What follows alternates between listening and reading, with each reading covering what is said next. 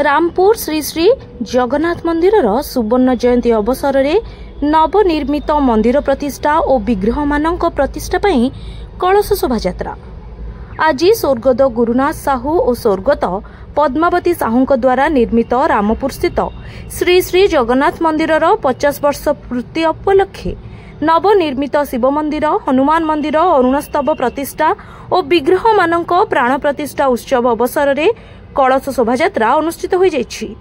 श्री श्री जगन्नाथ मंदिर परिचालना कमिटीर सभापति श्रीजुक्त केदार महारणा और संपादक श्रीजुक्त प्रकाश चंद्र साहू प्रत्यक्ष तत्वावधान में अपराह्न 4:30 श्री श्री जगन्नाथ मंदिर घंट कीर्तन घुमुरा दल सहित शोभायात्रा बाहरी बुराट निकटस्थ उतेई नदी गंगा बरण और पूजा अर्चना पर घंट घंटा कीर्तन कलाहांडी जिलार वीरवाद्य घुमुरा और ब्राह्मण मानक वेदध्वनि 200 ऊर्ध्व महिला माने जल भर्ती कलश धरी श्री श्री जगन्नाथ मंदिर परिसर में थिबा यज्ञ मंडप रे स्थापन करथिले।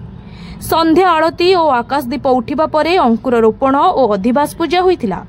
अरुण स्तंभ कर्ता राजेंद्र साहू और बासंती साहू, शिव मंदिर प्रतिष्ठार कर्ता रवि बाग और तांको पत्नी श्रीमती भाग्यश्री बाग एवं हनुमान मंदिर और विग्रह प्रतिष्ठा कर्ता भावे श्रीजुक्त निरंजन साहू शस्त्रिक दायित्व नहीं।